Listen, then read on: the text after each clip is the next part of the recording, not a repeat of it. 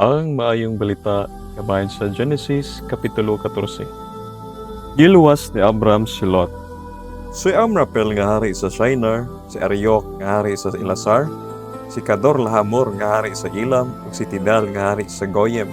Nakigubat sa 5 ka hari nga sila si Bera sa Sodoma, si Bersa sa Gomora, si Senab sa Adma, si Simeber sa Sibuem, ug sa hari sa Bila, Usor.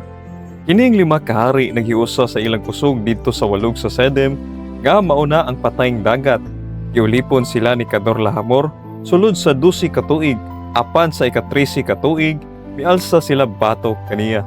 Sa ika-14 nga tuig miabot si Kadorlahamor ug ang iyang mga kaubang hari uban sa ilang mga kasundaluhan ug gibuntog nila ang mga Repaihanon dito sa Astarot Karnaim, ang mga Susihanon dito sa Ham, ang mga Emihanon dito sa kapatagan sa Kiryataim, ug ang mga Horitihanon sa kabukiran sa Sher, hangtod ngadto sa ilparan sa utlanan sa Kamingawan. Unya mibalik sila sa Kades nga kaniadto nailhan nga Enmispat.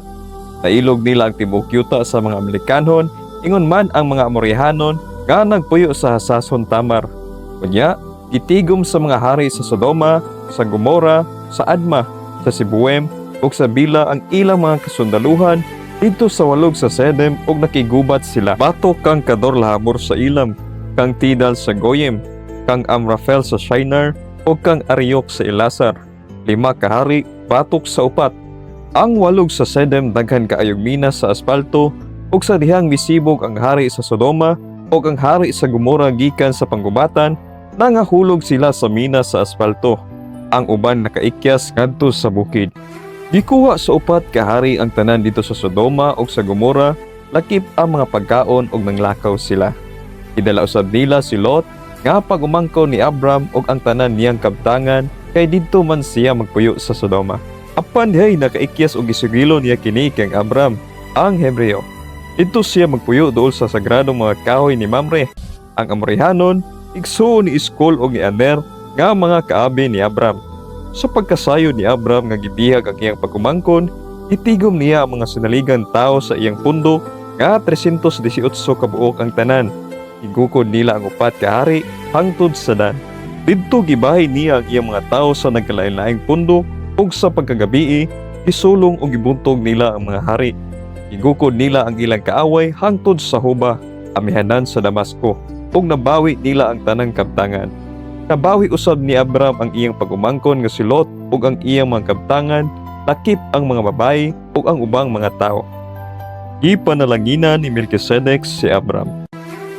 Sa pagpauli na ni Abram human niya mabuntog si Kadorlahamor ug ang kaabi niyang mga hari, itagbo siya sa hari sa Sodoma dito sa walog sa Sabi, nga gitawag usab nga walog sa hari. Si Melkisedek nga hari sa Salim ug pari usab sa labing halandong Dios, nagdalagpan og bino. O gipanalanginan niya si Abram sa pag-ingon. Panalanginan ka, Abram, sa labing halangdong Dios nga mao'y nagbuhat sa langit ug sa yuta. Talaygon ang labing halangdong Dios nga naghatag kanimong kadaugan batok sa imong kaaway.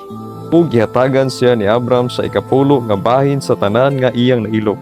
Unya ang hari sa Sodoma maingon kang Abram, Imo na ang tanang butang nga imong nailog, apan iuli lamang kanako ang akong katawhan. Apan si Abram mitubag, nanumpa ako sa Ginoo, ang labing halanong Dios nga mao'y magbuhat sa langit ug sa yuta. Dili ako mukuha bisan unsa nga imuha, bisan usa lamang kaluga sa tanon o liston sa sandalyas. Sa ingon, dili ka makaingon nga nadato ako tungod kanimo. Walay bisan unsa nga kuhaon ko alang sa akong kaugalingon. Maoray nawaton ko ang nagamit sa akong mga tao, apan hatagi sa ilang bahin ng akong kaabin nga si Aner, si Iskol ug si Mamre.